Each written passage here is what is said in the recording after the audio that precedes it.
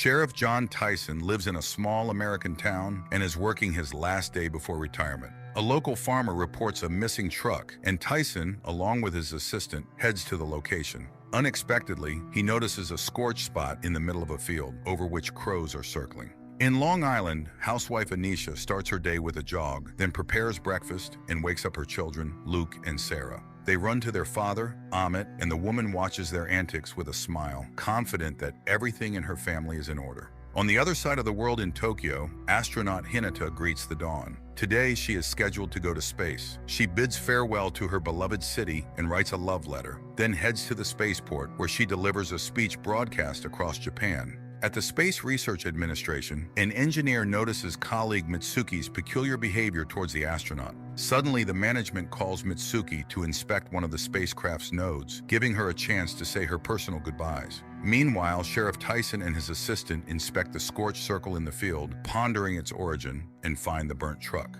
As they begin their inspection, they are suddenly attacked by a swarm of locusts, forcing them to take cover. At the same time, a strange incident occurs at the school where Anisha's children study. All students inexplicably start bleeding from their noses, except for Luke. Yet Anisha takes the children to the hospital. The doctor finds no abnormalities and advises rest. They return home. The woman tries several times to contact her husband, but he is unreachable. Luke locates him via geolocation, and Anisha realizes that Amit is somewhere outside the city. Simultaneously in Japan, the spacecraft successfully launches. People around celebrate, but Mitsuko reacts strangely. Meanwhile, Anisha goes to the point marked in the geolocation and finds her husband in a beautiful country house in the arms of a young blonde. However, she leaves without taking any action. At home, she finds the webpage of the woman living at that address, who turns out to be a fairly well-known chef. Mitsuki returns home, and it becomes clear that she and Hinata were a couple. At this time, Amit returns home. His wife serves a refined dinner prepared from his lover's recipe and asks only one question: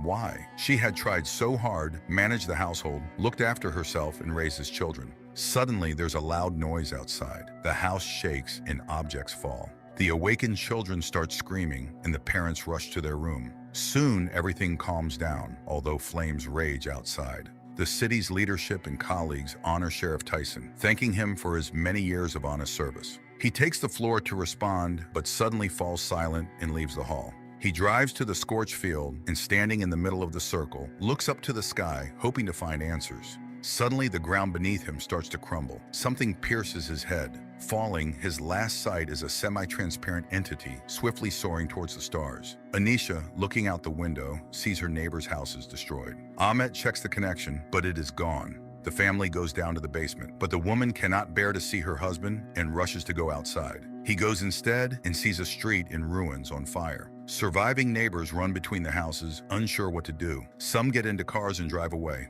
At that time, in a London school, a boy named Casper is being bullied by a stronger and more insolent classmate, Monty, who mocks him for his illness and his disabled mother. The teacher stops the beating and orders the children to get on the bus. In Tokyo, Mitsuki receives a message about some unforeseen situation and heads to the control center. It turns out that the spacecraft has stopped responding to calls and has disappeared from the instrument's field of view. Mitsuki checks the system. There were no errors, nor were there any distress signals. Moreover, NASA and Roscosmos have also lost communication with their satellites. Finally, an alarm signal sent from the station 3 hours ago activates. People see the destroyed station, and Mitsuki reveals her true feelings towards Hinata. In Afghanistan, Sergeant Trevon and his squad are resting. The guys joke, talk about their families, eat, and just fool around, enjoying the peace. Later, during the communication hour with their families, it turns out that not everything is fine in Trevon's relationship with his wife. He doesn't show it and, after finishing the conversation, talks with Soldier Chavez, whose grandmother considers the sergeant a guardian of his soldiers and asks him to keep her grandson safe.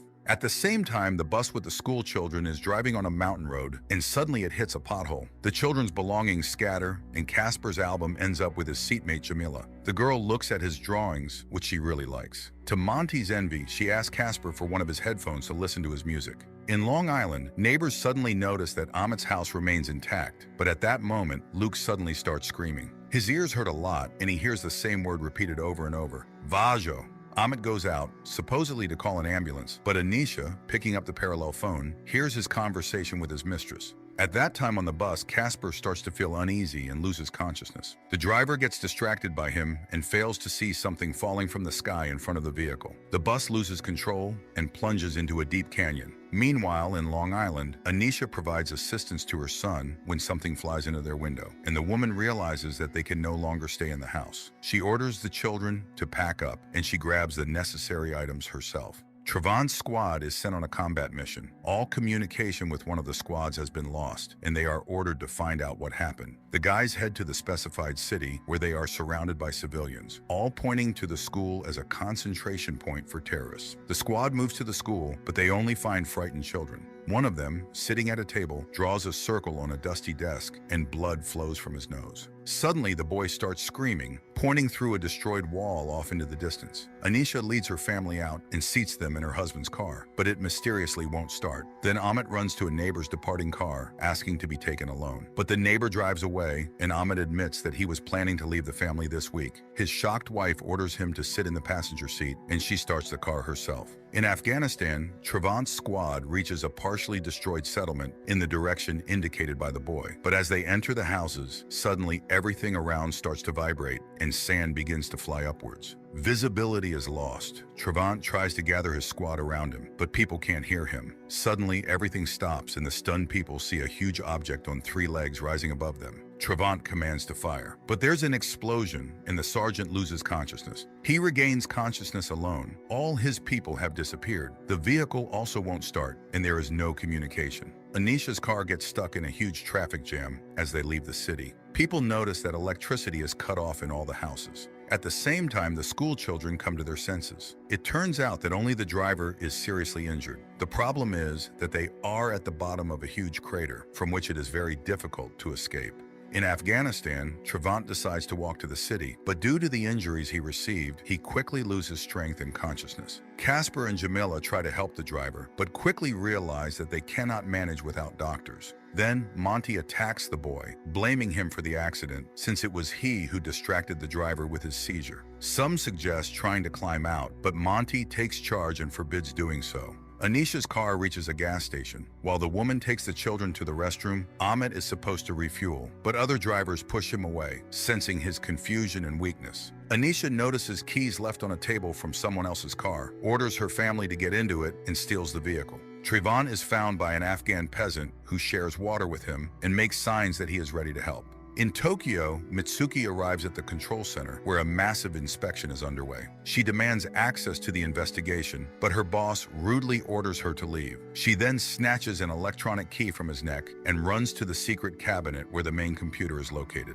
Her colleague, unintentionally involved, helps her find the necessary files. Casper starts a fire. Monty unexpectedly apologizes to the boy, and he confesses that his mother is wheelchair-bound after being beaten by his father. Casper still struggles with not being able to help her then. It turns out that Monty just wanted to make fun of him, and now he has a secret he can reveal to others when he wants to completely destroy Casper's reputation. Anisha's family reaches a roadside motel. The news reports accidents, explosions, and the death of many people worldwide. The woman switches to a children's channel. At that time, Monty declares himself the leader, and Casper has to vote for him out of fear that he will tell the other kids. Meanwhile, in Afghanistan, Trevant comes to at a fire started by his assistant. The boy can't understand what he saw and where his squad went, but the Afghan doesn't understand his questions and simply helps him survive. Casper goes to visit the driver, who mentions something fell from the sky, but the boy considers it hallucinations. The school children sleep right in the bus, while Casper draws the sleeping Jamila. Meanwhile, Monty puts out their fire.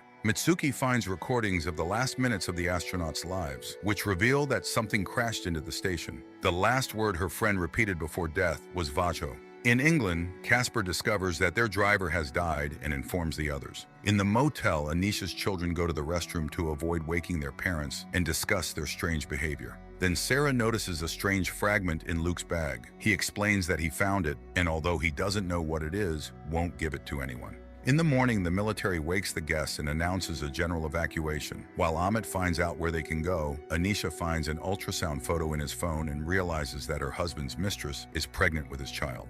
Meanwhile, at the Space Research Control Center, there's an active discussion about the tragedy. Mitsuki is convinced that something large collided with the station, but her superiors prefer to blame it all on space debris and fire the rebellious engineer. Her colleague tries to convince her to accept the situation, but she is certain that all Earth satellites were attacked, which is why all communication was lost. In England, the children despair, realizing that no one is looking for them. Monty is in charge, though others suggest trying to escape on their own. Casper opposes Monty, who then reveals his secret to everyone. This spurs the boy to determinedly approach the steep stone wall and begin climbing. Anisha's family drives away from the city. Unable to hold back any longer, the woman expresses her disgust at her husband's actions. Luke, tired of the quarreling, asks to stop the car, supposedly needing to use the bathroom, and walks into the forest. Casper reaches the Earth's surface, and Monty suddenly declares that if this weakling could do it, they can all escape. The children begin to scale the wall, and Afghan brings Trevant back to the city where they were before the attack by the unknown object. However, the streets are deserted, and no one can help the sergeant. Finally, he reaches a hospital where he finds an injured Chavez, but the young soldier doesn't know where the rest are. One of the doctors accuses the Americans of killing people. After all, it was their presence that brought the militants, who are now killing residents. At that time, the school children, having climbed out of the pit, reach the road and find it destroyed. Pieces of some device, clearly fallen from the sky, are scattered everywhere. Examining it, Casper notices Russian letters and hides his drawing, which depicted the event, but this was much earlier than these events. Anisha and Amit look for their son in the forest and come to a cabin in the woods, where they are met by an armed elderly man. Recognizing that they are looking for their son, he invites them inside. Luke is with them, and there will also be a place for the family. Trevant, taking Chavez, tries to leave the hospital and comes under fire. The sergeant, firing back, manages to get outside, runs to a car parked nearby, and finds that the soldier has died. He presses the gas and drives away. In England, a debate flares up among the school children again, but now everyone supports Casper and agrees to continue walking instead of waiting for help on the spot. Mitsuki arrives at the home of her friend's father, who worked for the space agency for many years, and offers to listen to the last voice recording of Hinata.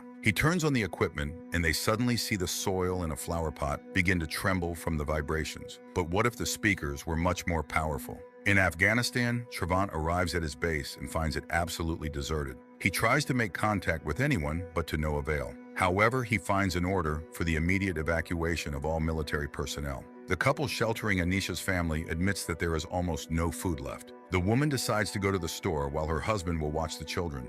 The school children find a truck full of food on the road without a driver. Casper tries to understand what happened. One of his friends turns on a radio and catches a message about evacuation. Suddenly, Casper feels a strange sense of unease, and the rest hear unbearable sounds. In Japan, Mitsuki sneaks into the control center and summons the chief for a discussion. He's furious with her behavior, but when she admits that her interest in the incident is not just curiosity, but driven by love, he confesses that she was not the only one to hear that voice. That's why the center is filled with linguists. In America, Anisha arrives at the store, but the shelves are empty. Suddenly, soldiers enter, and the woman admits that she is a doctor. They ask her to come with them and help the injured, offering food in return. Anisha agrees and gets into an ambulance where other doctors are already seated.